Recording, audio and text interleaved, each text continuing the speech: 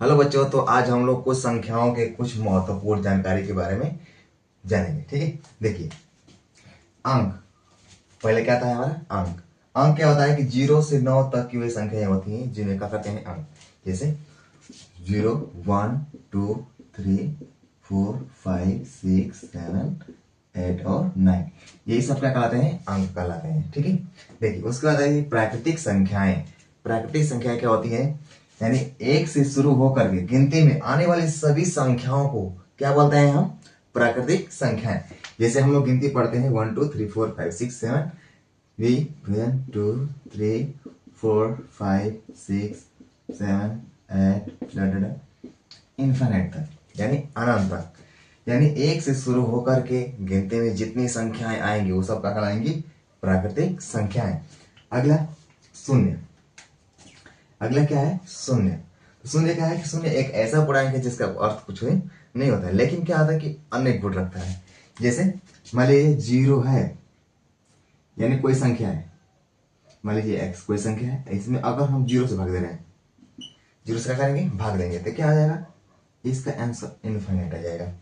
लेकिन लेकिन क्या है कि अगर 0 में हम किसी संख्या से भाग दे रहे हैं तो इसका मान क्या आ जाएगा, 0 आ जाएगा। क्या आ जाएगा, 0। और किसी भी संख्या में अगर हम गुणा कर दे रहे हैं 0 का, तो उसका मान क्या आ जाएगा, 0। क्या आ जाएगा, 0। इसमें आता है पूर्ण पूर्ण संख्याएं। क्या आती है, पूर्ण संख्या। अगर प्राकृतिक संख्या में अगर हम 0 को सम्मिलित कर देते हैं तो क्या बन जाता है हमारा, पूर्ण संख्या। जैसे बोलिए, जिसे प्राकृतिक संख्या क्या आती है कि 1 से शुरू होती है और गिनती तक अनंत तक चलती है, लेकिन उसमें हम क्या करेंगे, 0 लगा देंगे, 0 का करेंगे शामिल, तो क्या हो जाएगा, वो सब पूर्ण संख्या। जैसे बोले 0 1 2 3 4 5 6 7 8 डॉट डॉट इनफाइनाइट, यानी 0 से अनंत तक की संख्याओं को क्या बोलते हैं हम, पूर्ण संख्याएं।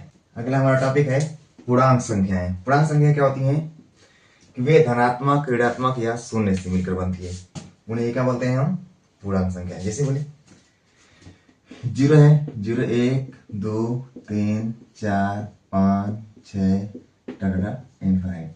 इसमें क्या होगा कि ऋणात्मक संख्या भी आएगी, यानी -1 -2 -3 -4 -5 इनफाइनाइट तक। यानी वे संख्याएं जिसमें धनात्मक, ऋणात्मक तथा शून्य मिलकर बनती है उन्हें क्या बोलते हैं हम, पूर्णांक संख्याएं। ठीक है, देखिए अगला है सम संख्या। वे संख्या है जो 2 से भाग देने पर क्या है, पूरा पूरा कट जाए और शेष कुछ भी ना बचे, तो उन्हें हम क्या बोलते हैं, सम संख्या। सम संख्या जैसे बोले, जैसे 2 4 6 8 10 12 14 16 यानी 2 4 6 8 और 0। किसी भी संख्या के लास्ट में क्या है, 2 4 6 8 और 0 है, तो हम क्या बोलेंगे उसको, सम संख्या। जैसे बोले 6, तो बताइए लास्ट में कितना है, 6, तो ये क्या है, सम संख्या है। जैसे बोले 9 8 1, इसमें क्या है, 1 है, तो ये क्या बोलेंगे हम, विषम संख्या, यानी इसको हम सम संख्या नहीं बोलेंगे। तो जब सम संख्या नहीं बोलेंगे तो क्या बोलेंगे, विषम संख्या। इसमें क्या होता है, अगला विषम संख्या है, तो वे संख्या है जो 2 से भाग देने पर पूर्णतः विभाग न हो और शेष बचे, तो उसे हम क्या बोलते हैं, विषम संख्या। जैसे 1 3 5 7 9। देखिए पहचाने का तरीका होता है, क्लास में क्या आएगा, बस 1 3 5 7 9। अगर संख्या है, अगर उसके लास्ट में क्या है, 1 3 5 7 और 9 है, तो वे सब क्या होंगी, विषम संख्या है। इसे बोलिए 8 9 3 6 5, तो बताइए लास्ट में कितना है, 5 है, तो क्या है, विषम संख्या। 8 9 1। अब इसमें क्या है, 1 है, तो क्या है, विषम संख्या। लेकिन बोलिए 7 2 8 7 2 8, यानी 778। 784, अंत में कितना आ गया, 4। तो बताइए इसमें 4 था, तो ये क्या था, सम संख्या। तो इसको क्या बोलेंगे हम, सम संख्या। विषम संख्या नहीं बोलेंगे। लास्ट में क्या रहेगा, 1 3 5 7 9, तो क्या कराएगी, विषम संख्या।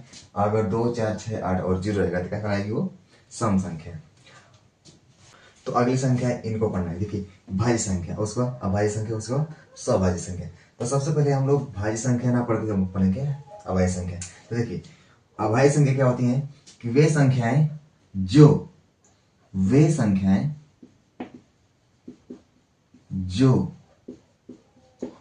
एक और स्वयं से विभाज्य हो।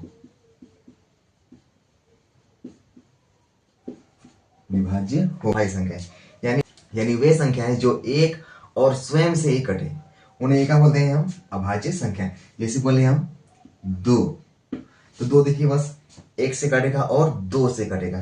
जैसे 3 बोले तो 3 एक से कटेगा और एक से कटेगा और 3 से कटेगा। जैसे बोले हम 5, तो 5 एक ऐसी संख्या है जो एक से कटेगी और केवल 5 से ही कटेगी। अगला 7 किससे कटेगा? एक से कटेगा और 7 से। जैसे बोले 11, तो 11 किससे कटेगा? एक से कटेगा और 11 से। और देखिए 13 किससे कटेगा? एक से और 13 से। इसी तरह डंडा, ठीक। और देखिए भाज्य संख्या क्या होती है? वे संख्याएं जो एक और स्वयं से कट करके दूसरी संख्याओं से भी कटे, उन्हें क्या बोलते हैं हम? भाज्य संख्याएं। यानी वे संख्याएं जो एक और स्वयं से कटकर दूसरे से भी कट जाए उसे क्या बोलते हैं हम? भाज्य संख्या। जैसे बोले हम 4, तो 4 देखिए एक से कटेगा और 4 से कटेगा, लेकिन बीच में 2 से भी कटेगा। 2 से भाग में कटेगा, 2 दूना के 4। जैसे बोले हम 6, एक से कटेगा और स्वयं से यानी 6 से कटेगा, लेकिन बीच में 2 से भी कटेगा और 3 से भी कटेगा। जैसे बोले हम 9, क्या बोले? 9, तो 9 देखिए 1 से, 9 से और 3 से भी कटेगा। जैसे बोले 12, तो 12 क्या है? 1 से, 12 से और 2, 3, 4 और 6 से भी कट जाएगा। देखिए इसी तरह करेंगे, ठीक। यानी वे संख्याएं जो एक और स्वयं से कटे वो होती है क्या? अभाज्य संख्याएं। और वे संख्याएं जो एक और स्वयं से कट करके दूसरी संख्याओं से भी कटे वो क्या होती हैं? भाज्य। सभाज्य संख्या क्या होती हैं? यानी वे दो संख्याएं जिनका मौसम क्या हो? एक हो, जिनका मौसम एक हो, उसे हम क्या बोलते हैं? सभाज्य संख्या। क्या होती है? वे दो संख्याएं जिनका मौसम एक हो सभाज्य संख्या कहलाती है।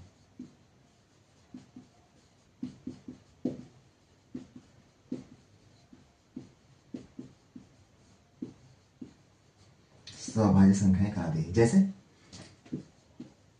जैसे 7 और 8।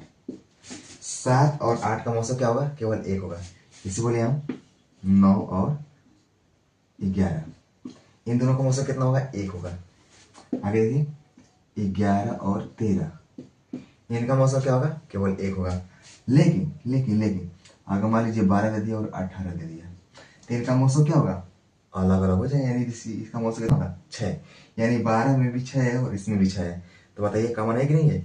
अगर कॉमन होगा तो क्या होगा? सभाज्य संख्या नहीं होगी। इनका मौसम क्या है? 6 है। एक के अलावा आ गया, एक के अलावा कोई अगर अगला गुणनखंड है तो क्या होगा? सभाज्य संख्याएं नहीं होगी। जैसे बोलिए 9 और 12। 9 और 12 ये क्या है? सब सभाज्य संख्याएं नहीं है, क्योंकि इनका उभयनिष्ठ क्या है? 3 है। इसमें भी 3 है और इसमें भी 3 है। भाग देगा 3 से पूरे कट जाएंगे। ये सब क्या है? सभाज्य संख्याएं नहीं है। बस केवल क्या होना चाहिए? मौसम एक होना चाहिए।